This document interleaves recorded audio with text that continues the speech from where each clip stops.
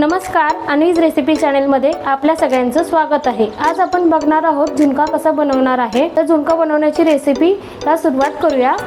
झुणका बनवायला लागणारे साहित्य 5 ते 6 मिरच्या, 5 ते 6 लसणाच्या पाकळ्या, 1 इंच अद्रक, 1 छोटा कांदा, कोथिंबीर, जिरे अर्धा चम्मच, हळद अर्धा चम्मच, 1 वाटी बेसन आणि थोडेसे चवीनुसार नमक। आता आपण हे सगळं मिक्सरला वाटून घेणार आहोत। ह्याची पेस्ट करणार आहोत। त्यामध्ये थोडेसे जिरे टाकणार आहोत आणि हे मिक्सरला आपण वाटून घेणार आहोत। अशा तऱ्हेने आपण हे वाटून घेतलेलं आहे सगळं। आता आपण पहिला गॅस चालू करून घेऊया, तवा गरम करायला ठेवूया। तोपर्यंत आपण इथे बेसनचा गोळा करून घेऊया। आता 1 वाटी आपण बेसन घेतलेलं आहे, तर त्याच्यामध्ये बरोबर 1.5 वाटी आपण पाणी ओतून घेणार आहोत। त्याच वाटीच्या मापाने पहिलं थोडं ओतून घ्यायचं आणि ह्याचं पूर्ण गुठल्या काढून घ्यायच्या। सगळं मिक्स करून घ्यायचं आहे व्यवस्थित आणि हे अजून पाणी आपण टाकून हे वाढून घ्यायचं आहे।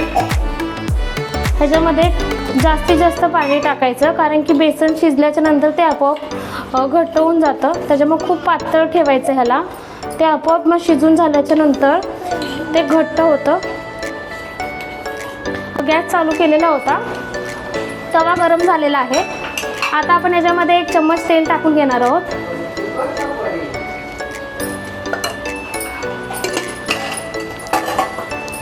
आता आपण याच्यामध्ये जिरे टाकून घेणार आहोत। थोडेसे आपण ठेवलेले होते ते जिरे, त्याच्यामध्ये जिरे टाकायचे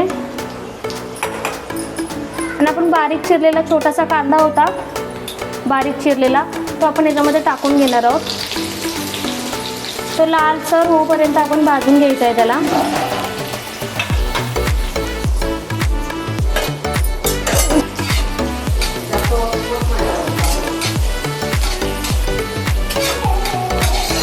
तो आपल्याला लाल होईपर्यंत भाजून घ्यायचा आहे पूर्ण।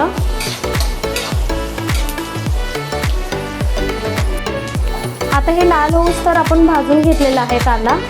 आता ह्याच्यामध्ये आपण हे पेस्ट केलेलं आहे ते टाकून घ्यायचं आहे।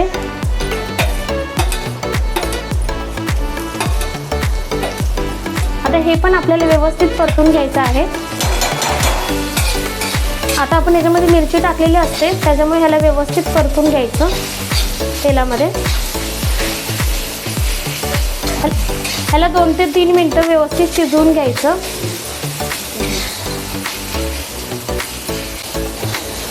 आता हे तेलात फ्राय झालेलं आहे, तर आपण ह्याच्यातच हळद टाकून घेणार आहे।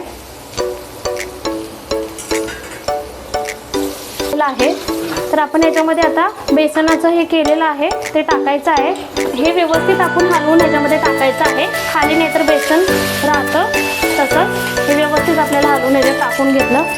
ह्याच्यामध्ये चवीनुसार नमक टाकून घ्यायचं आहे आपल्याला।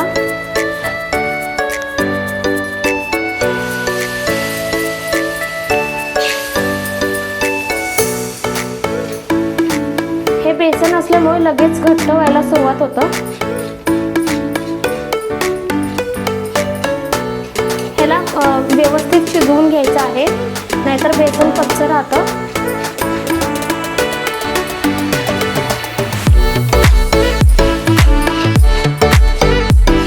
गॅसचा फ्लेम कमी करून हे करायचं आहे सगळं, नाहीतर खाली चिटकवू शकतं।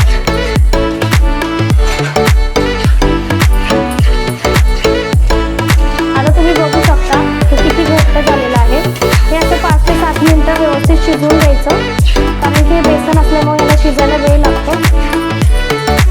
हे असं आपण थोडंसं शिजून द्यायचं आहे। आता ह्याच्यामध्ये आपण बारीक चिरलेली कोथिंबीर पण टाकून घेणार आहोत।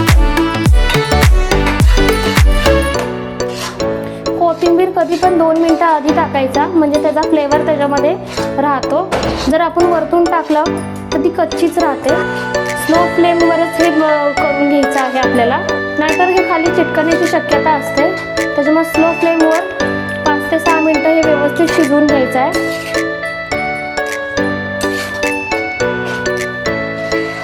हे तुम्ही आता भातासोबत किंवा भाकरीसोबत खाऊ शकता। हे तयार आहे आता। आता मी तुम्हाला हे काढून दाखवते। आता हे मी प्लेटमध्ये काढून घेते। जर ही तुम्हाला रेसिपी आवडली असेल तर या रेसिपीला लाईक, शेअर आणि सबस्क्राईब करायला विसरू नका।